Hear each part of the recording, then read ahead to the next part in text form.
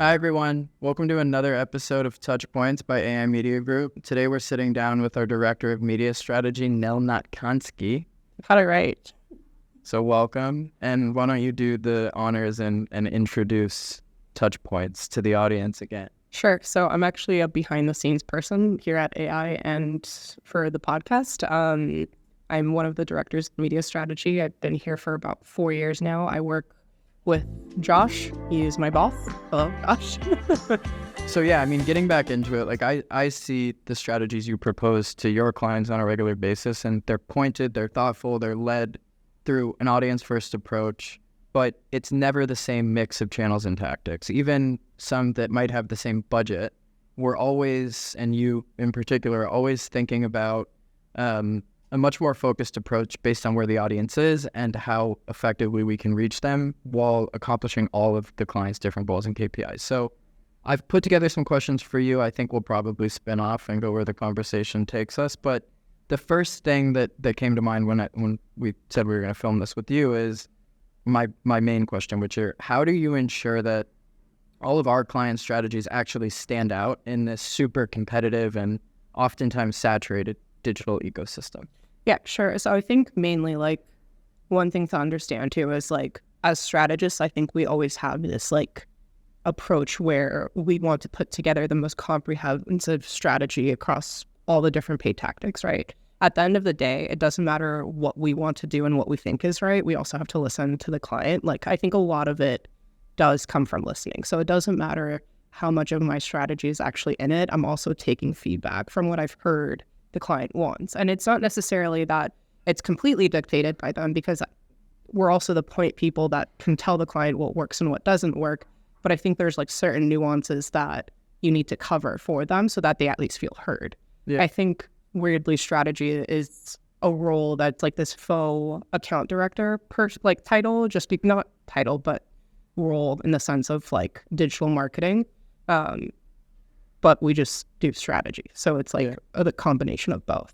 Yeah. How do you take all this noise and internal noise, external noise, both from your clients and from salespeople out there, from events you attend, and cut through that to come up with a plan that is innovative, but also goes back and says, this is going to exceed your KPIs.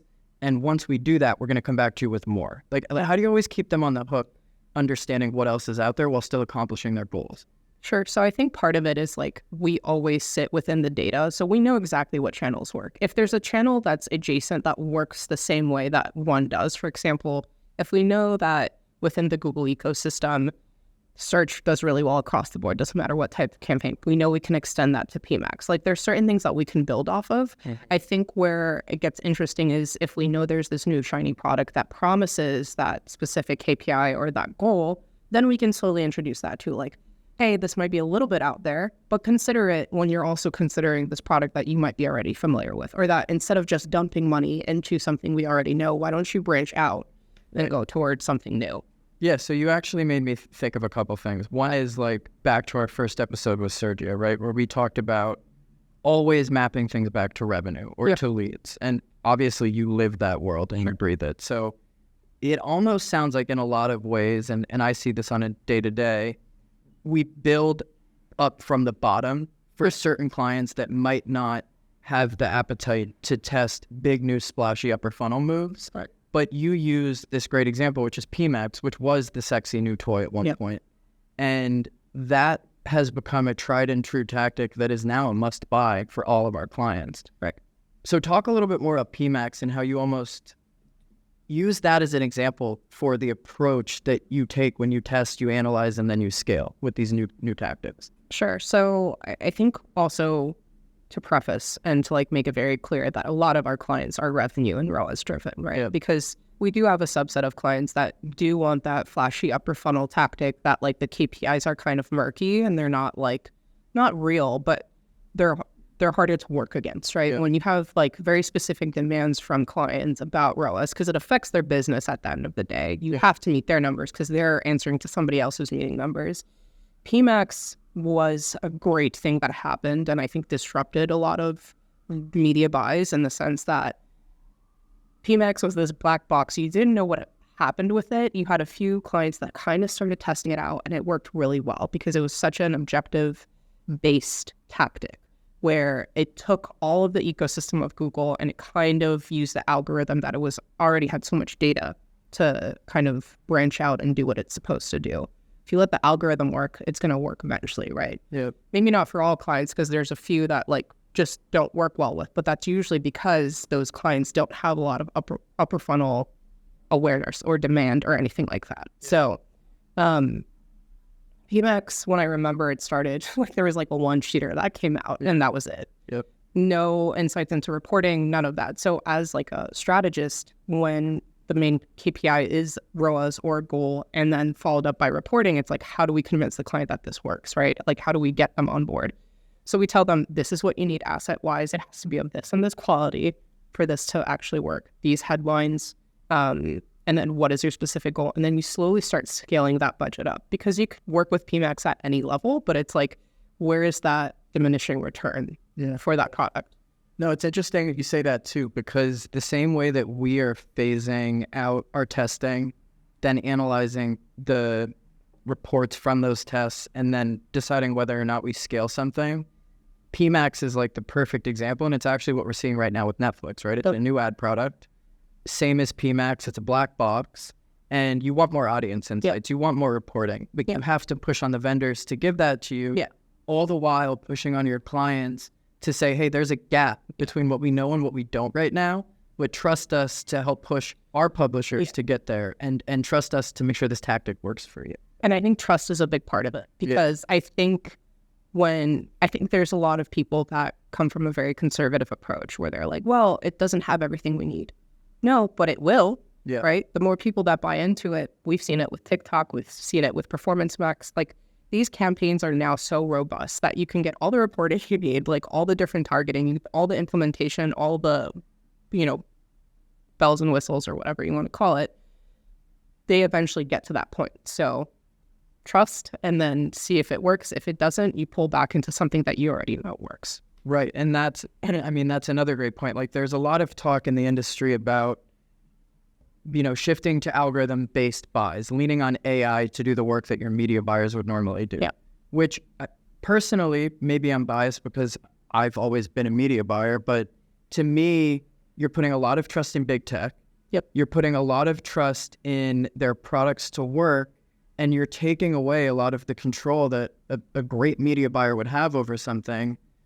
But I think the stickiness to that is having experts, like you said, who, even if it's an AI-based buy, are managing the day-to-day and with a very healthy sense of skepticism, trusting, but pushing back on the product. And that brings me back to like when CBO first got rolled out with Facebook, right? Yep. Like every Facebook rep was saying, use Campaign Budget Optimizer. It's going to increase your ROAS, increase your lead gen, whatever it is.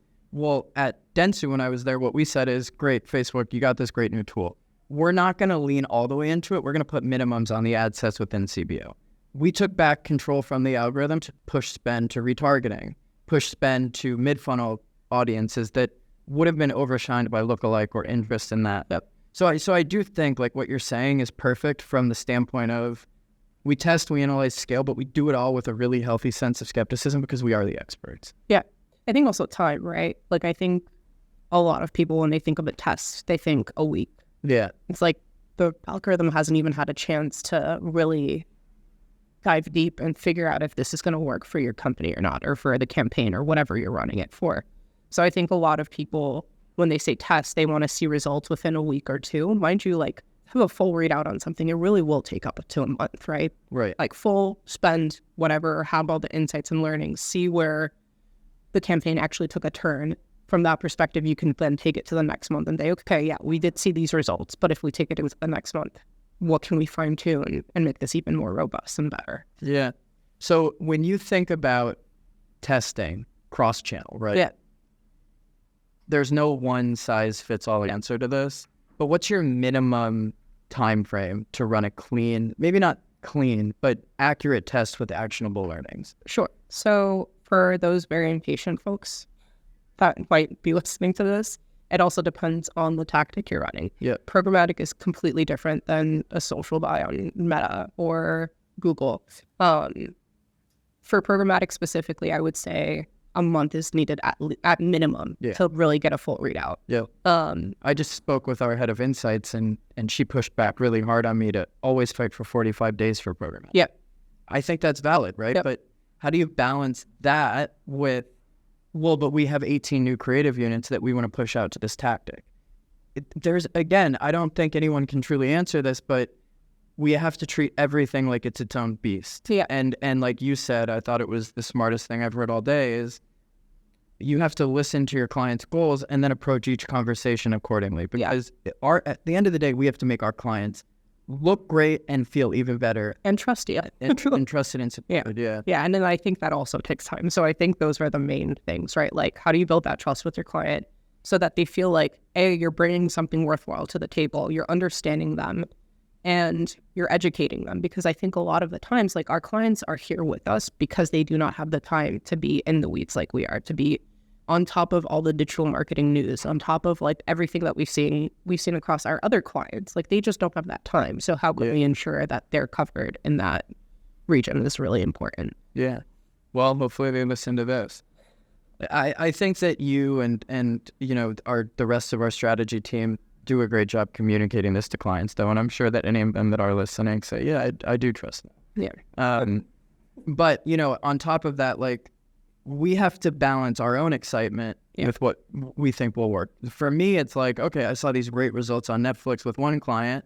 I know that Netflix is going to be a huge player in the industry. I want to get everybody on Netflix. Right. But I know we don't have the budget for it. I want to go to everybody and say, you should ask for this budget from your board, or you should push for this, because we've seen X, Y, and Z, and because we believe in it. But I have to dampen that my own excitement with reality, right? Yeah. I think you can plant seeds, though. Right. I think you can be like, and I know a few of the clients that you're mentioning in terms of like the industry that they're in and things like that. But I think you have to also plant the seed earlier on in the sense of like, hey, just so you know, we are on top of everything. And I think you also encourage the team to do this a lot, is to stay on top of all the trends, stay on top of new platforms, just so that we're aware of what's going on, so that we're so not like hyper focused on like, I wouldn't say the copy and paste, but like the normal strategy that we put together. Yeah. And then how can we plant those seeds earlier on in conversations? Because I think sometimes clients get bored, right? Like, they're like, okay, yeah, we know this works. Like, what's next? Like, what else is out there? So you kind of can present to them some of the next items that you wanted to do in terms of like what makes the most sense for that brand. But then it's like, yeah, the Netflix you can also put in and be like, hey, remember when we had that conversation 3 months ago? I think now you're at a place where we should probably test this out for the next 2 months. Yeah. And it's not even on the sales front. It's like, for us too, it's a knowledge base, right? Like, for us, like, I get excited too, because I want to know if this will actually work or not. Right. So, yeah. No, you make a good point. And that makes me think about what the must buys in digital have been over the last 5 years, right? Like, maybe I'm biased because of the world I come from, but when I think of a mid or a small to mid-level budget, not your larger monthly budgets, I think of Google and Meta being like, you got to be on these platforms. They're the must-buy. Yeah. Now I think that that's shifting, right? Like, we're seeing targeting parameters being stripped away from, for example, Meta. Yep. We're seeing contextual targeting being at the forefront of innovation in the industry. And, you know, you're a programmatic expert. A lot of that contextual stuff is in programmatic. Yep. So I see amazing expansion in that channel. Yep. And it's been on this huge growth rate for the last 5 years. But over the last 2, and even the last year, it's just skyrocketed. Here's where I think that's coming from, though. I think that not only is CTV and contextual super important, but I think what's also having a resurgence is brand marketing. Yeah. Those two are completely fueled by brand marketing. Those aren't actionable, especially on programmatic, like very actionable buys, right? So most of the campaigns that you're seeing are very brand high level. And I think that's also with the shift in consumer, right? Like, I think on a call the other day, I said something like, the marketing funnel is out. It was beautiful. But it's not necessarily out. It's just rebranded into something completely different. But I think that's alongside with how consumers consume advertising. It's no longer like, I think if you look at the history of advertising, you're looking at like the Mad Men era, where everything was selling like a lifestyle and like you wanted to aspire to do or be somebody. I think now people are so aware of advertising. I think that came along with influencers too. And it's like, now people are inundated with brands. So how do I choose as a consumer the brand that I love the most? And where, as a brand, where do I touch base with that consumer? Yeah. How do I win their loyalty? How do I get them to come back? So I think navigating that is really important. And I think that's why there was a resurgence of CTV and contextual, because you are placing yourself in front of people that might have never heard of you. You want to make sure that that advertising also talks about why they should choose you over somebody else. Yeah. And I think in terms of contextual, like the reason why it's so important is like you are placing yourself into things that people are actively reading about or thinking about or researching or in market for. So it encompasses this wide variety, and I think it's supported by this like resurgence and importance of brand marketing. Yeah. So no, I love what you said. I mean, it makes me think about why Facebook and Instagram took so much share of wallet over time like they have. And part of that is because they had the power to say, we have everybody on our platform. Yep. And now we have the targeting parameters to help you reach them, and you can do it at the cheapest cost possible. That era is gone. Yeah. I mean, you can still do it, but it's not as surgical as it used to be. And I think that's because like performance marketing had such a growth, right? Where we could say, yeah, of course we can get you X amount of people in amount of time, right? Yeah. Now you have multiply that or, by itself, and it's like, okay, now there's too many people on here. How do I cut through all that noise? Yeah, and we got into like this growth hacking mentality. Yeah, which doesn't work anymore. So now it's like this really nice balance between brand and performance, which I think always existed. Like, I think it always existed. I think you just always had this like conversation that like these two things don't work, but they do. Like, they're supposed to work. That's how you like get people to sign up, to buy your product, whatever. Like, people are just allergic to like most advertisements now. Do you think that days. brand marketers and performance marketers are going to start speaking the same language? 100%. I think it's already happening. I think it's been happening for a while. I think the smartest marketers know that the two need to coincide to work, right? Even when we talk about full funnel, we're talking about the content that goes alongside our buys, right? Right. Where if we're putting a media plan together and we're saying that 33% of your media plan goes towards brand awareness, you're not using the same advertisements as you are for that 33% buy as your other buys further down the funnel or the cycle, whatever you want to call it now. But yeah, I think that's the smartest way to approach it. And unless you are a growth hacker, like I have a hard time figuring out how you're going to continue growth hacking. Right. Growth hacking without brand building leads to diminishing returns very fast. Yeah. Yeah. And with targeting parameters that we're losing day in and day out, the reliance on content, that conversation shifts because now if your creatives you're targeting, we almost naturally have to knock down the wall between brand and performance. Exactly. Yeah, I love it. I mean, I think what you said is brilliant. So yeah, I mean, we have just a couple of minutes now left. So moving into the end of this episode, I really wanted to ask you two things. One is, today, what do you think are, within a media plan, what are the core channels and tactics that are a must-buy for any brand? For any brand. And is there an answer to that? I think it's so dependent on how much media budget you have. But I think you want to stay on top of what's happening in the media world. So that is the CTV. That is the contextual. Yeah. That is TikTok, honestly. If your brand can do it, like if you're selling something or if you're trying to go for that demographic, I mean, Gen Z now holds most of the buying power anyway. So it's like, where do you want to get them? And it's not to stereotype that TikTok is a Gen Z platform, because that's not the case anymore. But you want to shift to where the consumers are. Yep. So, and where you have the most insight to who you're targeting. Right. So any platform that gives you that insight, go towards that. Yeah. No, it's a good answer. And I mean, the most tactical answer I would say is any brand needs to have 90% impressions around Google brand. Yeah. Any brand needs to have a good mix of generic terms without breaking the bank. Yeah, no, that's standard. I would say that is where you start and then you build off of that. But an interesting follow-up question to that, and I don't expect us to answer this here, but for everybody to think about, for us, for the listeners included, how much of your brand ROAS is vanity? Because I think if people are coming to your site and they're going to convert organically, why pay for it? But in reality, as strategists, we have to navigate this conversation all the time because that's also a defensive budget. Yep. as a cruise line, I can move customers down to being ready to convert because I've built loyalty with them through my mid-funnel, and they come and they're ready to search. But it doesn't mean that my competitor can't steal that share of voice, Right.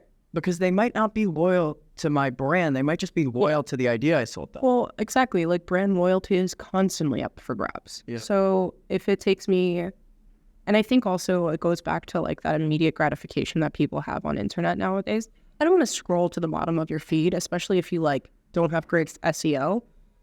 I want the first result. If I see a better offer versus an offer that I normally get at like another company, I'm going to go towards that, right?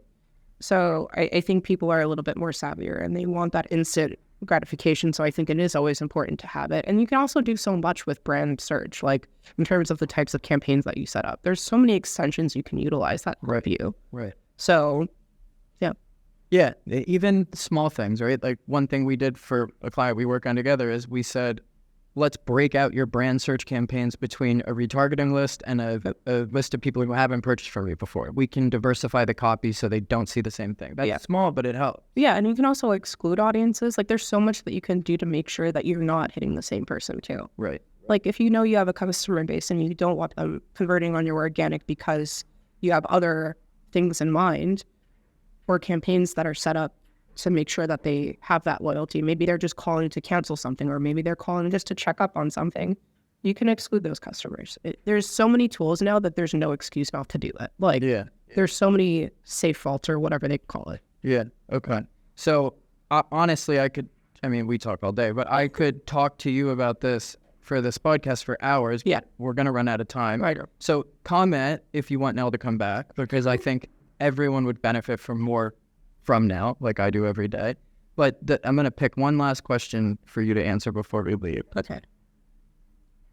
How do you find that our agency, AI Media Group, leverages data in smarter ways than you've seen at other companies you've been at, just to plug us, because it is our podcast? Yeah. And how does our attribution and performance dashboard at Trillix help you and your clients do that? Okay. So we have an awesome insights team that I think helps us digest a lot of information. You and my God. Yeah. Shout out Star and Christina and everybody else that makes this company run. I think that even though we're probably the faces, like they are the people that actually make things happen.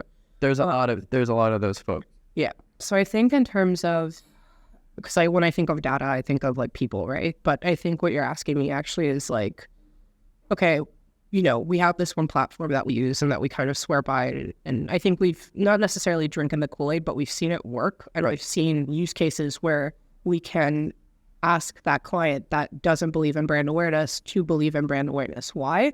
Because we have the data and a Trillix that merges everything and says, this buy is the most efficient, right? With our ads preferred model, we know that just because you're spending X on a platform that you're not seeing an immediate ROAS on or an immediate return doesn't mean that the network's not showing you. Or the network, right? Because like that's the whole thing, right? Like Google, Meta, they all want the money. So they're going to tell you that they're bringing in the most return or whatever your goal is.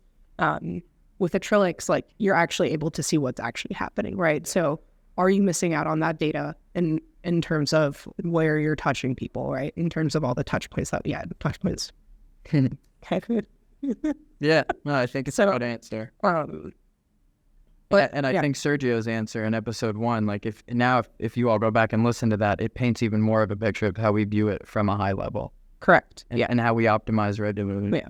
But I think also a Trillix is great because everything is just like right there. But the amount of data that goes into it is absolutely insane. So I think that the company did a really great job of consolidating all of that and making it super easy to navigate and legible and just easy to digest. And you have all the different dashboards that you can look through and see, okay, like Facebook is not driving a return, but it is pushing people to the landing page and then we're getting them on GDN remarketing or whatever. So I think that that's super beneficial. And I think that helps me, right? And I think that helps me argue for those like upper funnel buys or those crazy buys that no one wants to really think about and see like, hey, we have a client. We maybe, sure, they didn't click on the Netflix ad because that's not how that works, but Netflix drove X amount of return in the lower funnel. So we know it will engage more people. To our listeners, to our clients, last click is great. We love it, but let's all start to embrace assisted attribution and indirect impact of campaigns. Because it's not just us that are looking at that, right? Like I see other attribution players that are looking at first touch, they're looking at linear, they're looking at time to gain, weighted. And to us as strategists and marketers, we're finally seeing data that backs up what we not only believe, but what we tell our clients to believe. And now we can showcase the results. So. Yeah, and it helps us build better strategy too. Yeah. So yeah, it's this cyclical feedback loop of saying, hey, we know what works over here. So next time we go to a new client, we're just going to start with a recommendation that does lean on indirect and assisted channels that we know we will be able to track. And that's when you and I come in too and say, okay, you also have these needs. And it goes back to what we talked about in the beginning is like, we hear you. Yeah. We're going to fine tune this for you, but we already know what's kind of working for other people. So I agree. Beautiful, Nell. Thank you for joining us today. Yeah, thanks, guys. To our 4 or 5 subs. We got a lot of lists.